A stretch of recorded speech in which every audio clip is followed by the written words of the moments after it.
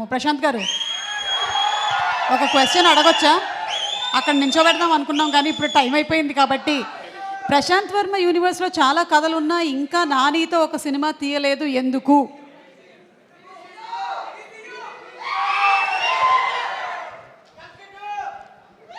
అందరికీ నమస్కారం అండి.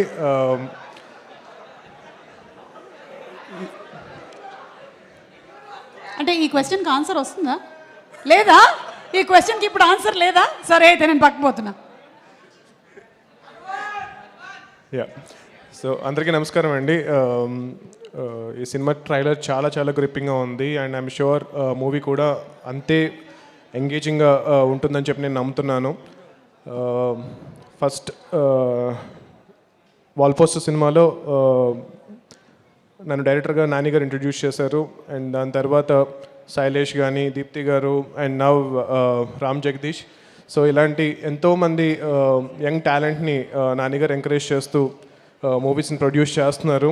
అండ్ ఆ సినిమాలు ఎలాగైతే previous films critically and commercially ఎంత పెద్ద సక్సెస్ అయ్యాయో, ఈ సినిమా కూడా అలాగే చాలా చాలా పెద్ద సక్సెస్ అవ్వాలని చెప్పి నేను కోరుకుంటున్నాను. అండ్ కోఇన్సిడెంటలీ ఈరోజు morning I was just speaking to one of అంటే నేను పీవీసీలో ప్రొడ్యూస్ చేస్తున్న మూవీస్లో ఒక డైరెక్టర్తో నేను చెప్తున్నాను, నాకు ఫస్ట్ ఫిల్మ్ చేస్తున్నప్పుడు నానిగారు టోల్డ్ మీ దిస్ అని చెప్తున్న టైంలోనే కరెక్ట్గా నానిగారి నుంచి కాల్ వచ్చింది ఈవెంట్ గురించి. Such a coincidence and I learned a lot from him and not just as a person, as a producer, as a technician, అన్ని రకాలుగా కూడా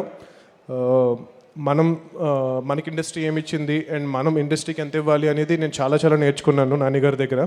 థ్యాంక్ యూ సో మచ్ నానిగారు, Prashanti garu for encouraging me with my first film. And today ఈరోజు నేను మీ ముందు నుంచి ఇలా మాట్లాడుతున్నాను, ఒక యూనివర్స్ క్రియేట్ చేయగలుగుతున్నాను. నేను కానీ శైలేష్ కానీ he is creating one more universe and that is all because of Nani garu. And thank you so much. Jai Hanuman, జై హింద్. Thank you.